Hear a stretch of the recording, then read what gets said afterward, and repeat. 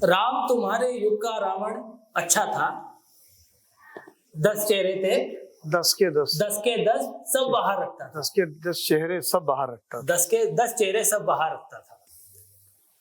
देखिए, कुछ कविताएं ऐसी होती हैं जिनकी 2 पंक्तियां ही इतनी असरदार होती हैं कि उन 2 पंक्तियों से इतना गहरा प्रभाव पड़ता है कि आप उसको बयान नहीं कर सकते। ऐसी ही ये पंक्तियां हैं जिनके लिए किसी पहचान की जरूरत नहीं है, ये खुद अपने आप में पहचान है। और ऐसी ही शख्सियत हमारे समीप आज मौजूद हैं कविशाला के इस मंच पर। ये हमारा सौभाग्य है कि आज हम उनका स्वागत कर रहे हैं। प्रताप सोमवंशी जी, आप एक प्रख्यात लेखक हैं, वरिष्ठ पत्रकार रहे हैं, पत्रकारिता आज भी कर रहे हैं और हिंदुस्तान मीडिया में मैनेजिंग एडिटर के तौर पर आज कार्य भी कर रहे हैं। इतना सारा कार्य एक साथ, पत्रकारिता भी, लेखन भी और कवि के रूप में भी, सभी चीजों का समन्वय ये कहीं कहीं देखने को मिलता है। तो सर, आपका सबसे पहले तो कविशाला के माध्यम से मैं बहुत बहुत स्वागत करता हूं। और आपकी जो कई सारी किताबें हैं, जिसमें इतवार छोटा पड़ गया, लोई, ऐसी आपकी किताबें भी हैं जो बहुचर्चित किताबें हैं। और अभी एक नई किताब आपकी जो आ रही है, इस पे अभी हम चर्चा करेंगे। सर का परिचय देने से पहले ये भी एक बार बता दूं कि केवल हिंदी ही नहीं, सर की कई कविताएं ऐसी हैं जिनका दूसरी कई भाषाओं में, बांग्ला में, उर्दू में अनुवाद भी किया गया है। तो ये सर की लेखन की प्रतिभा है, उसको स्वतः ही सिद्ध कर देता है। तो सर, आपका बहुत बहुत स्वागत है। और चर्चा शुरू करने से पहले आपके 2 शब्द, फिर हम चर्चा शुरू करेंगे। धन्यवाद हरित, धन्यवाद अंकुर और कविशाला परिवार को बहुत बहुत आभार कि आमंत्रित किया मुझे अपनी बात कहने के लिए। 2 शब्द क्या कहना है, 2 शब्द तो अच्छा लगा, 2 शब्द हो गए। लेकिन सबसे बड़ी चीज ये होती है, मैं थोड़ा लाइटर नोट कर दूं। लोग कहते हैं आप फला फला फला फला काम करते हैं, कैसे करते हैं? तो मैं कहता हूं कि सारे काम दुनिया में व्यस्त लोगों ने किए हैं, वेल्लो ने किए हों तो बताओ। बढ़िया सर, बढ़िया। 2 पुस्तकें हैं जो आज राजनीति की भारत में दिशा तय करती हैं। एक दक्षिण पंथ की, एक वाम पंथ की। एक दक्षिण पंथ की और एक जो कांग्रेस की आइडियोलॉजी है, महात्मा गांधी की हिंदू स्वराज और दीनदयाल जी का एकात्म मानववाद। ये दोनों पुस्तकें कुर्सी मेज पर बैठकर नहीं लिखी गई हैं। दोनों पुस्तकें यात्राओं में लिखी गई हैं, जब बहुत भीड़ थी, जब लोग थे, जब और भी लोग चीख पुकार रहे होंगे, बात कर रहे होंगे, उस बीच में सोचा गया, विचारा गया और लिखा गया। तो व्यस्तता में सृजन संभव है। वो लोग आडंबर करते हैं कि भाई मेरे पास वक्त नहीं है। सच ये है कि आपके पास वक्त है, आपके पास वो दृष्टि नहीं है। अगर दृष्टि होगी तो वक्त अपने आप आ जाएगा। बहुत बहुत धन्यवाद सर। ये जो आपकी बातें हैं निश्चित रूप से मेरे जैसे कई लोगों के लिए प्रेरणा का स्रोत बनेगी। मगर मुझे आज ये भी जानना है कि आपकी जो प्रेरणा के स्रोत हैं वो क्या रहे हैं? आपका जो लेखन में आना हुआ, उसकी यात्रा के बारे में थोड़ा सा बताइए। देखिए, मैंने पहले भी कहा है, कई जगह लिखा भी है, मैं इलाहाबाद में मेरा बचपन बीता। तो मैं पिछले दिनों में कह रहा था कि कुछ सड़कें हैं जिन्होंने मुझे, सड़कों के नाम हैं जिन्होंने मुझे बर्बाद किया। अब मैं पढ़ता था, जहाँ रहता था, वहां से मैं जिस सड़क से स्कूल जाता था उसका नाम था CY चिंतामणि रोड। जिस सड़क से मैं अपने चाचा के घर जाता था उसका नाम था मोतीलाल नेहरू मार्ग। पीछे जब मैं संगम जाता था तो उसका नाम था सूर्यकांत त्रिपाठी निराला मार्ग। और जब मैं बांद रोड पे जाता था तो ऐसा लगता था कि सबसे किनारे वाला घर था। इस देश के बहुत बड़े नाटककार थे जिनकी एकांकी हमने पुस्तकों में पढ़ी थी राम कुमार वर्मा जी। उसके आगे बाएं हाथ पे घर था रघुपत सहाय फिराक का। तो लेखकों का इतना बड़ा संसार कि हमें ईश्वर की तरह लगते थे जो लिखने वाले थे। छपे हुए शब्द जो है, कहते थे ना शब्द ब्रह्म है, तो मुझे शब्द कविता में लिखा हो, कहानी में लिखा हो, वो मंत्र की तरह लगता था। तो हमारे लिए वो लोग प्रेरणा थे। हमको ये लगता था कि हम भी कुछ लिखें, हम भी कुछ करें। और ये 4-6 साल की उम्र से ही ये मेरे मन में आता था कि लिखें, बनाएं। और मैंने जो पहली कहानी लिखी वो मैंने लिखी थी कक्षा 5 या 6 में। उसको भेजने की हिम्मत पड़ी पत्रिका में 8 में, जब मैं पढ़ता था, सरस्वती सक्सेना को। और मैंने उनको वो कहानी भेजी छपने के लिए, और 2.5 पेज की कहानी थी और 3 पेज की चिट्ठी थी कि आप क्यों छापे। मैंने उनको लिखा सरस्वती सक्सेना को कि आप छाप दीजिएगा, वरना मेरे पिताजी बहुत नाराज होंगे। उन्हें बिल्कुल अच्छा नहीं लगता कि लिखे। अब मैं लिख रहा हूं बड़ी मुश्किल से समय निकाल के, तो आप तो इसे छापे दीजिएगा। तो उन्होंने मुझे पत्र का जवाब लिखा।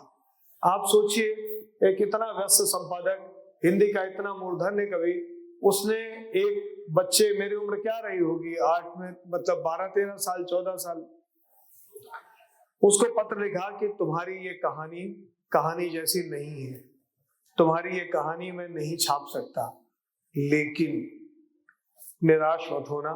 तुमने 3 पेज, 2.5 पेज की कहानी और 3 पेज की चिट्ठी 5.5 पेज लिख के ही ये बता दिया है कि तुम लिख सकते हो। तो तुम लिखते रहना, पढ़ते रहना, और मुझे बहुत अच्छा लगेगा कि मैं एक दिन तुम्हारी कहानी छापूं। क्योंकि मैं जब तुम्हारी कहानी छापूंगा तो मैं ये नोट के साथ छापूंगा कि एक बच्चे ने एक कच्ची सी कहानी मुझे भेजी थी, फिर उसने सीखा, उसने अपने को परिपक्व किया और उसने ये कहानी छापी। एक शानदार कहानी, आप पढ़िए। मैं ये नोट चाहता हूँ लेकिन उस नोट को लिखने के लिए कहानी भी शानदार चाहिए। तो उस कहानी शानदार तुम लिखोगे। और तो मेरे पास इस तरह के लोग प्रेरणा रहे। एक इलाहाबाद से दिल्ली की दूरी 800 किलोमीटर, 800 किलोमीटर दूर बैठा एक आदमी, एक 14 साल का व्यक्ति, एक 60 साल का व्यक्ति, बच्चा, 60 साल का व्यक्ति, उनके बीच बिना संवाद, बिना बातचीत, सिर्फ डाक की चिट्ठियों के जमाने में सिर्फ लिफाफे में रखी हुई एक चिट्ठी के साथ ये रिश्ता बन जाता है कि आपके लिए आजन्म वो आदमी गुरु के तौर पे हो जाता है और आपके लिए प्रेरणा हो जाता है। आपको लगता है नहीं, आपको तो लिखने की मेरी प्रारंभिक प्रेरणा इसी तरह के लोग थे। कुछ सड़कें थी, कुछ लोग थे, और सरस्वती सक्सेना थे। सर से बात करके जो अनुभव मुझे यहाँ हो रहा है, इतना जिंदा दिल अनुभव हो रहा है कि मैं आपको बता नहीं सकता सर। क्योंकि बचपन से ही आपने लेखन में अपने कदम रख दिए थे और काफी लंबा आपका अनुभव है। मैं ये जानना चाहता हूँ, ये मेरी पर्सनली जिज्ञासा भी है कि इस लंबे दौर में कविता में क्या बदला है? देखिए, कविता में ये बिल्कुल कविता जो है, जो पैंट पहने आपने ना, इसी तरह होती है। कभी वो 77 में बेल बॉटम बन जाती है, कभी वो फिर पलट के ऐसे आ जाती है, फिर अलग। कविता कभी नहीं बदलती, कविता का रूप स्वरूप कभी नहीं बदलता, कविता का भाव स्वभाव कभी नहीं बदलता। कविता जो है हमेशा अपने एक, कविता क्या है संसार की, मतलब मैं जो कहता हूं, जो भाषाई कविता के श्रेष्ठ, सबसे श्रेष्ठ रचना क्या है, वो है तुलसी की रामचरितमानस। उससे ज्यादा लोकप्रिय तो कोई कविता की पुस्तक नहीं है। वो पुस्तक तुलसी लिखते समय कहते हैं कि स्वांता सुखाय रघुनाथ गाथा, कि ये जो मैं रघुनाथ की गाथा लिख रहा हूं, या मैं अपने सुख के लिए लिख रहा हूं। तो यानी कविता वो है जो सबसे पहले आपको, आपके मन को सुख दे। अगर आपके मन को उसी वक्त सुख नहीं देगी तो छप के कविता सुख नहीं देगी, किताब बन के कविता सुख नहीं देगी, किसी टीवी में आके सुख नहीं देगी, कभी किसी फिल्म में गाना बन के सुख नहीं देगी। कभी कविता ना आपको सुख देगी ना किसी को सुख देगी। कविता सबसे पहले, कोई भी रचना है आपको भीतर से सुख दे, वही कविता है। तो सर, जब एक और जिज्ञासा भी मेरे मन में आ गई, जब एक व्यक्ति के अंदर कई सारे किरदार होते हैं, हाँ, जैसे कि आप पत्रकारिता में भी हैं, संपादन में भी हैं, लेखक में भी हैं, तो कविता के साथ आप न्याय कैसे करते हैं? देखिए, मैंने अपने ट्विटर पे 2009 में एक अपना बायो लगा दिया था, एक लाइन का लगाया था कि ये मेरी दो आंखों की तरह है। जैसे मेरी ये दो आंखें हैं, मैं देख तो एक आंख से भी सकता हूँ, लेकिन विजन कंप्लीट नहीं आएगा, दोनों आंखों से विजन कंप्लीट आ जाएगा। तो दोनों चीजें मुझे दृष्टि देती हैं। अभी यहाँ पे मेरा एक शेर लगा है कि लक्ष्मण रेखा भी आखिर क्या कर लेगी, सारे रावण घर के अंदर निकलेंगे। तो ये जो शेर है, ये जब निर्भया का मामला दिल्ली में हुआ तो हमें बार बार हम स्टोरीज कर रहे थे, छाप रहे थे, बना रहे थे, लिख रहे थे, तो हमने ये भी देखा उसी वक्त, हम सबको याद नहीं होगा कि जब निर्भया का मामला हुआ कि सड़क पे लड़कियों का चलना मुश्किल है, सड़क पे औरतें कैसे निकले, एनसीआरबी ने एक रिपोर्ट जारी की कि महिलाओं के साथ 84% वायलेंस घर के भीतर होते हैं, सड़क पे नहीं होते।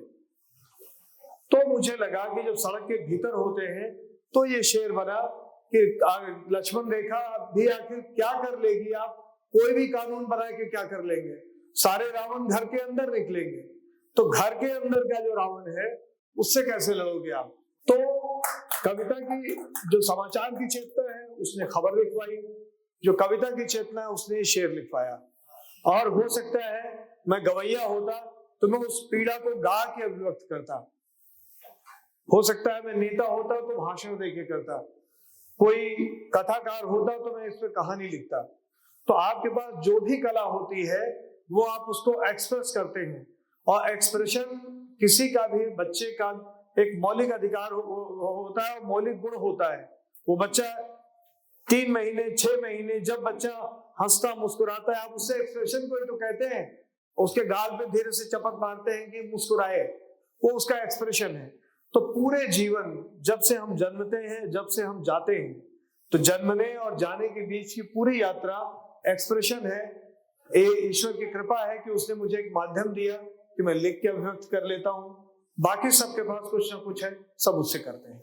सर, अभी आपने निर्भया का जिक्र किया और मैंने कुछ रचनाएं आपकी पढ़ी हैं, आपने किसान के ऊपर भी काफी कहा है, आपने स्त्री विमर्श की बात भी की है। सो आपको पढ़कर ये प्रतीत होता है कि समाज में जो कुरीतियां आई होंगी या जो खामियां आई होंगी, एक कवि के रूप में आपने अपनी भावनाएं उस समय व्यक्त की, क्या होना चाहिए। मैं आपसे ये जानना चाहता हूं कि कवि का वास्तविक धर्म क्या है, और एक चीज और इसके अंदर की जो आजकल की परिस्थितियां हैं जिसमें राजनीतिकरण बहुत जल्दी हो जाता है, तो वो राजनीतिकरण से कवि कैसे बचे। पहली चीज ये कि बचना, डरना नहीं चाहिए। अगर कोई हम पे एलिगेशन लगा रहा है कि आप बायस्ड हैं, आप कह रहे हैं, आप गलत कह रहे हैं, कहिए आप।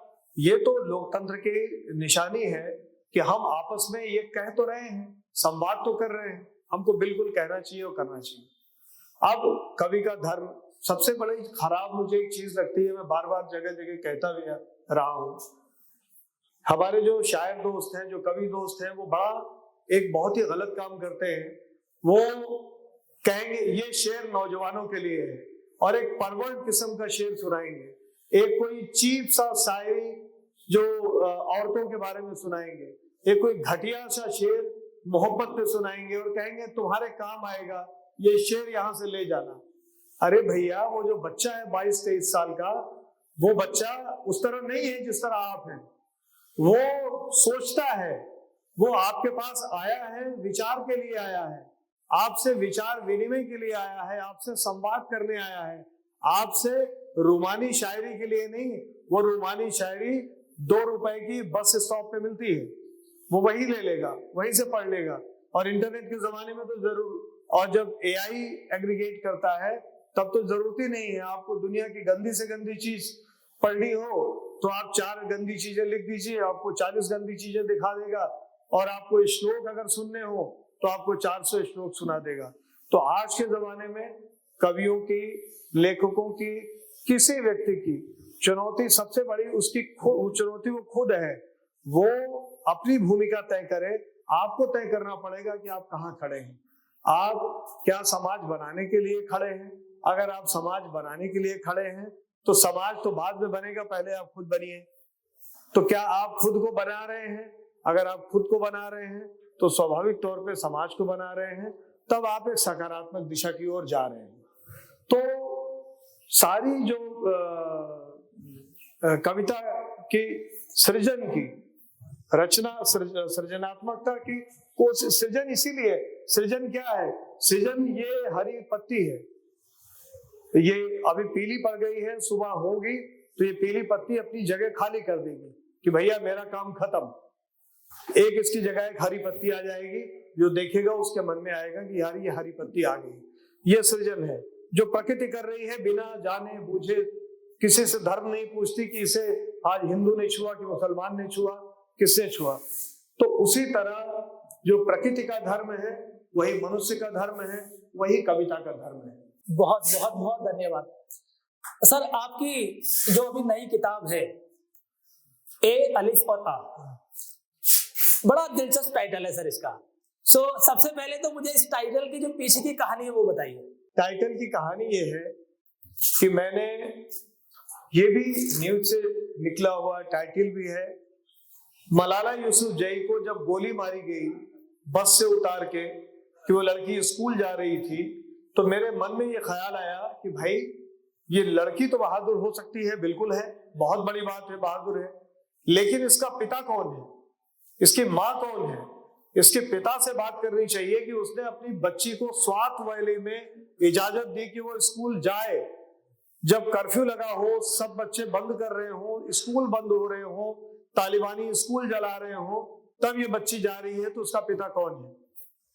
तो मेरे बड़े भाई थे, दोस्त थे, मुनव्वर राना उर्दू के बड़े शायर थे, तो मैंने मुनव्वर भाई से कहा, पाकिस्तान का मेरा कनेक्ट भी वही थे कि किसी से होता था तो उन्हीं से कहता था, मैंने कहा कि मुझे उनसे बात करनी है।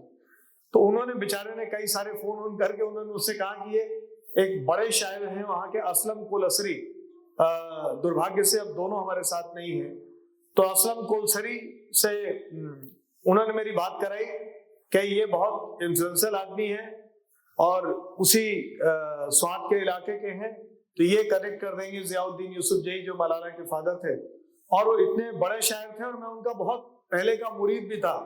उनका एक शेर है बड़ा मशहूर असलम कुलसरी का कि शहर में आकर पढ़ने वाले भूल गए, शहर में आकर पढ़ने वाले भूल गए किसकी माँ ने कितना जेवर बेचा था। वाह वाह वाह वाह।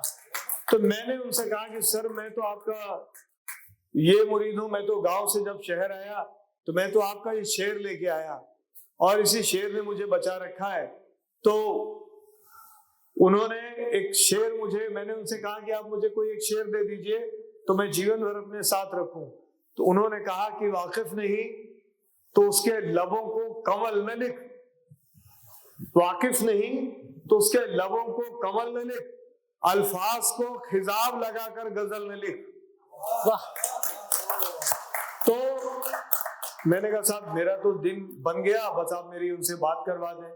तो मैंने फिर मलाला के फादर से बात की, जियाउद्दीन यूसुफजई, जिन्होंने से मैं बात कर रहा था, तो उन्होंने कहा कि मैं किसान हूँ। फिर 2 मिनट बाद उन्होंने कहा नहीं मैं तो सरकारी शिक्षक भी हूँ। फिर थोड़ी देर बाद जब कविता की बात होने लगी तो उन्होंने कहा मैं शायर भी हूँ स्वात वैली का। तो मैंने सोचा एक पिता और एक किसान, एक शिक्षक जब बेटी को पालता है तो कैसे पालता है, तो उस पर मैंने एक पूरी नज्म लिखी। वो नज्म, ये कैसा पिता है जियाउद्दीन यूसुफजई, ये मलाला के पिता पे लिखी हुई नज्म है जो ए अलिफ आ का हिस्सा है। अब ए अलिफ आ ऐसे आया कि ये नज्म मैंने एक टेलीविजन के बड़े एडिटर हैं, फिल्म मेकर हैं, डायरेक्टर हैं फिल्मों के, तो मैंने उनको भेजी पढ़ने के लिए, वो छोटे भाई की तरह है मेरे। मैंने कहा तुम पढ़ के किसी को भेजता मत, तुम खाली पढ़ लो। मैंने 4 बजे के आसपास सुबह नजर भेजी, तो उन्होंने वो बिल्कुल किसी के कहे को न मानना उनका मूल गुण है, तो उन्होंने उठा के फेसबुक पे डाल दी। फेसबुक पे डालते ही हफीज चाचा पाकिस्तान के जर्नलिस्ट हैं जिनको हिंदी पढ़नी आती है, वो बीबीसी में रहे हैं इंडिया में। तो हफीज चाचा ने पढ़ लिया। तो हफीज चाचा ने कहा कि फोन उनको मैसेज दिया कि यार ये तो पोस्टर रन फॉर पाकिस्तान है, इसका मैं उर्दू में अनुवाद करके आज जंग को देता हूं। तो उन्होंने सुबह 7 बजे तक उसको ट्रांसलेट करके, मैं सोया हुआ हूं, और नज्म ट्रांसलेट होके जंग अखबार के एडिटर को पाकिस्तान में उर्दू में चली गई। जंग अखबार का एडिटर उसे उसी दिन छाप देता है। अगले दिन बीना सरवर, जो एक बहुत बड़ी एक्टिविस्ट है पाकिस्तान की, कनाडा में रहती हैं, उन्होंने लिखा कि this one is poster run for Pakistan, और इसे कराची की दीवार पे नक्श करा दो। तो जो लोग उनको ट्रोल करते थे बीना सरवर को, उन्होंने बीना सरवर से के लिए लिखा। मैंने ट्विटर सुबह जब चेक किया, अगले दिन देखा, तो उसमें लिखा था कि ये इंडियन लोग जो है अमेरिका परस्त होते हैं, ये पाकिस्तान के मुखालिफ होते हैं, ये लोग ड्रोन हमलों में मारे गए बच्चों पे कविताएं क्यों नहीं लिखते, ये मलाला पे क्यों लिख रहे हैं, क्योंकि ये इस्लाम को टेररिज्म का सिंबल बनाना चाहते हैं, क्योंकि ये अमेरिका की एडवोकेसी करते हैं, और इसलिए बुरी बुरी तमाम बातें लिखी। और बीना सरवर को लिखा कि तुम ये हो, तुम बिच हो, तुम वो, सब उनको लिखा। बीना सरवर ने जो जवाब दिया कि मैंने कहा कि यार ये हम तो कविताएं लिखते हैं, ये साक्षात कविता है। बीना सरवर ने लिखा, मैं उनको बड़ी बहन की तरह मानता हूँ। बीना सरवर ने लिखा कि इस नज्म की उम्र 48 घंटा है, इस नज्म की उम्र 48 घंटा है, और मलाला की उम्र कुल 12 साल है। लेकिन तुम्हारी औरतों के खिलाफ जहनियत 1000 साल से है। मैं तुम्हारी जहनियत से लड़ रही हूँ, न मैं इस नज्म के साथ हूँ, न मैं मलाला के साथ हूँ, और तुम्हारी जहनियत से मैं बार बार लड़ूंगी। तो मुझे लगा कि जैसे बीना सरवर ने आकाश पे कुछ लिख दिया, तो मैंने एक नज्म 3 लाइन की लिखी कि एक लड़की, ये बीना सरवर मलाला दोनों के लिए थी, कि एक लड़की आकाश में लिखती है ए अलिफ आ, अंग्रेजी का ए, उर्दू का अलिफ, फर्स्ट अल्फाबेट, और हिंदी का आ। एक लड़की आकाश में लिखती है ए अलिफ आ, पूरी दुनिया कहती है वाह वाह वाह। एक लड़की आकाश में लिखती है ए अलिफ आ, पूरी दुनिया कहती है वाह वाह वाह, जीती रहे मेरी बेटी मलाला। तो ये 3 लाइन की नज्म थी। ये कविता पुस्तक का शीर्षक भी उसी नज्म से है। ये 3 लाइन की नज्म, मुझे ऐसा लगा कि इन 3 लाइन में पूरी जिंदगी समा गई है सर। इस किताब में और कौन कौन से तार आपने छेड़े हैं? देह के जो 9 रंग हैं, जो आपकी काफी चर्चित श्रृंखला रही है, हाँ, उसके बारे में भी सर थोड़ा बताएं। ये फरीदाबाद में रहते हैं रुडोल्फ, उनकी एक किताब टाइम्स ऑफ इंडिया ने छापी थी, आइसक्रीम डायलेमा। तो आइसक्रीम डायलेमा उनकी बुक है, उसमें मेरी उनसे मुलाकात हुई। तो उन्होंने एक नया मुझे दृष्टिकोण दिया कि जैसे 9 रस होते हैं, 9 ग्रह होते हैं, 9 रत्न होते हैं, वैसे ये 9 प्रकार के व्यक्ति होते हैं। तो जो 9 प्रकार के ये व्यक्ति होते हैं, तो फिर मुझे लगा कि हमारे देह के जो अंग हैं, हाथ पैर आंख नाक कान, इनको मैंने सिंबलाइज किया कि ये अगर व्यक्ति होते, अगर पैर खुद व्यक्ति होता, अगर सर खुद व्यक्ति होता, तो क्या होता। तो उसी का विवरण है इन 9 कविताओं में। बहुत बहुत शानदार। और ये कविता पूरे जीवन का निचोड़ है, एक एक कविता। और फिर पूरी किताब में क्या क्या मिलेगा, ये तो पूरा पढ़ने के बाद ही पता लगेगा। और मैं ये आशा करता हूं कि सारे लोग इस किताब को जल्दी से जल्दी खरीदें, और जो भी प्रतिक्रिया है वो लेखक तक जल्दी से जल्दी पहुंचे। सर, कवियों के बारे में और लेखकों के बारे में तो मैंने आपसे जो मेरी जिज्ञासा थी वो पूछी। मेरी एक जिज्ञासा और है, कवि होने के नाते पाठकों से हमारी क्या अपेक्षाएं होती है? देखिए, पाठक की खूबी है कि आप अच्छा शेर कह दीजिए, पांव चला जाएगा। अच्छे शेर के लिए किसी गाड़ी की जरूरत नहीं होती, अच्छे शेर के लिए किसी मोबाइल की जरूरत नहीं होती। आप एक अच्छा शेर सुनते हैं और आप बिना कहे 10 लोगों को सुनाते हैं, 5 लोगों को कोट करते हैं, अपने आप वो मल्टीपल होता चला जाता है। हमारा जितना लोक साहित्य है, 16वीं शताब्दी के पहले जब मुद्रण की व्यवस्था नहीं थी, तब से हजारों सालों से जो हमने अपना साहित्य बचा रखा है, वो किसी छपाई ने तो बचाया नहीं है, वो किसी क्रिटिक ने तो बचाया नहीं है, किसी फेस्टिवल ने तो बचाया नहीं है, वो लोक ने बचाया है। तो जो लोक की ताकत है, लोक की ताकत ये है कि लोक तभी बचाएगा कि जब लोक के लिए ग्रहण करने वाली चीज होगी। तो आपका रचा हुआ में कुछ भी बचेगा, वही बचेगा जो लोक के लिए होगा। मैं वरना कहता हूं कि लोक के लिए नहीं लिखोगे तो लोप हो जाओगे। लोक के लिए नहीं लिखोगे तो लोप हो जाओगे। हाँ। बहुत शानदार सर, बहुत शानदार। चर्चा के अंतिम चरण में कुछ कविताएं आपसे जरूर सुनेंगे सर, मगर उससे पहले मेरी एक जिज्ञासा और है कि जो नए कलमकार हैं, जो नए लिखने वाले हैं, उनके लिए आपका क्या संदेश है? उनको ये कहना है कि वो ये देख के नहीं लिखें, किसी के रेप्लिका नहीं बने कि यार ये लिख रहा है ऐसा तो मुझे ऐसा लिखना है, इस सब्जेक्ट पे ये कर रहा है तो मुझे। आपके अपने जीवन के अनुभव क्या है, आप हो सकता हो, आप देखिए कि तनवीर सपरा पाकिस्तान का एक बहुत बड़ा शायर, अब वो मिल में काम करता था, तो उसका मिल मालिकों से गुस्सा उसका ही जायज है ना, मैं नहीं लिख सकता। तभी वो उससे लिखा कि आम आदमी के तो चेहरे पीले हैं, मिल मालिक के कुत्ते भी चरबीले हैं।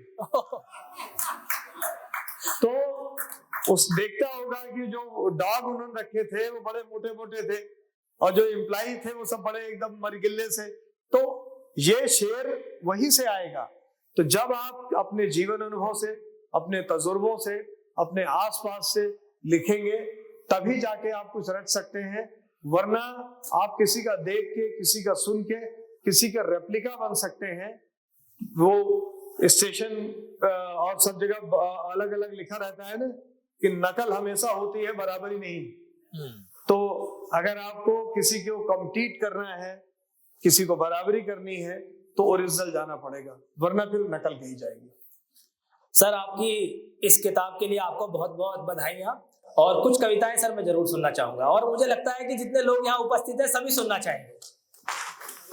तो मैं नई किताब से मैं सबसे पहले तो ये मलाला की जो ओरिजिनल कविता है वो पढ़ देता हूँ। ये कैसा पिता है जियाउद्दीन यूसुफजई,